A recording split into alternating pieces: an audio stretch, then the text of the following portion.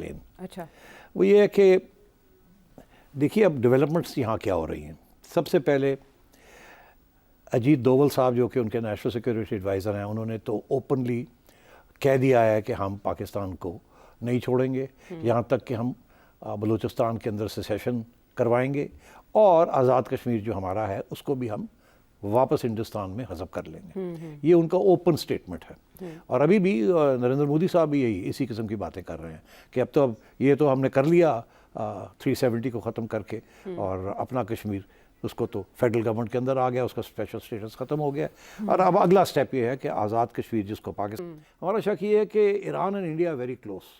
India और Iran का जो नेक्सस है उसके 2-3 पहलू हैं। अच्छा। और हो सकता है कि ये भी जो पाकिस्तान के ऊपर जो उन्होंने स्ट्राइक की है, हो सकता है कि ये आइडिया भी इंडिया ने उनको दिया हो कि ये इंडिया चेक कर रहा है कि पाकिस्तान कैसे रिएक्ट करेगा कि नहीं, और ईरान से करवा के देखा जाए कि पाकिस्तान क्या करता है कि नहीं। इसीलिए although it's a brotherly country, हमने बिल्कुल स्विफ्ट रिटेलिएशन की है और वहीं रोक दी है ताकि इस चीज़ को आगे ना बढ़ना जाए। मगर हमारा डिटेरेंस जो है वो पैगाम ईरान को इतना नहीं दिया आपने इंडिया को। एंड अफगानिस्तान अफगानिस्तान तो देखिए वो तो they are not striking missiles on us, but हाँ यार टीटीपी एक्टिविटीज ऑफ टीटीपी हाँ, मगर ये basically it's a message for India. तो ये सिग्नलिंग हो रही है before the Indian elections and before the Iranian elections, जिसमें वो पाकिस्तान को एक्सप्लॉइट करना चाह रहे हैं दोनों साइड। वो कहता है कि सर काश अंग्रेज ही रहता तो अच्छा था। ये क्यों कह रहा है? वो इसलिए कह रहा है अप्रोक्सीमेटली वो ईमानदारी से मुल्क को आगे तो बढ़ाता। ठीक है, वो कहते हैं यार अंग्रेज ही रहते। कुछ लोगों का तो ये रहा है कि यार पाकिस्तान को अलग ही नहीं होना चाहिए। मैं भी यही मानती हूँ कि तकसीम हिंद होना ही नहीं चाहिए था। बहुत बड़ी गड़बड़ हो गई। नहीं होना चाहिए था। क्या होता मुझे बताइए कि कश्मीर में जानवर ज़िबा करने की इजाजत नहीं है, ठीक है, ईद प्रॉपर तरीके से मनाने की इजाजत नहीं, लेकिन अप्रोक्सीमेटली जितना हमारे यहाँ जुल्म है, लोगों के हकूक जब्त किए हैं, वो तो एक इलाका है ना। यहाँ पूरा मुल्क जो है वो तो एक इलाका है कश्मीर। अब मुझे बताइए सना, पूरे मुल्क के अंदर लोगों के हकूक नहीं मिल रहे हैं। सर मेरे ना इंडियन मुस्लिम बहुत सारे फ्रेंड्स हैं, मैं उनसे इन टच हूँ। यकीन करें वो मुझे बताते हैं, दिखाते हैं कि वो वहाँ पर कितनी अच्छी और खुशहाल जिंदगी गुजार रहे हैं। बिल्कुल ऐसे ही है। आप देखिए बांग्लादेश चले हैं, हमसे आगे निकल गया। आप श्रीलंका चले हैं, हमसे बेहतर हो गया।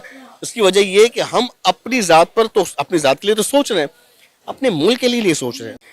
लेकिन नरेंद्र मोदी की तालीम मेरा ख्याल कि हम इतनी ज़्यादा नहीं है, लेकिन उसके साथ जो लोग जुड़े हैं वो बहुत तालीमी याफ्ता है, उनके पास तजर्बा बहुत है, जिसकी वजह से उनका जो भी इम्प्लीमेंटेशन है ना किसके ऊपर, अपनी गवर्नमेंट के ऊपर, वो बहुत अच्छा है। उनका मुल्क दिन ब दिन तरक्की करता चला जा रहा है और ये बिल्कुल दुरुस्त है। अब वहाँ पर स्पीड ट्रेन चलना शुरू हो गई है, वहाँ इलेक्ट्रिसिटी का मसला हल होना शुरू हो गया है।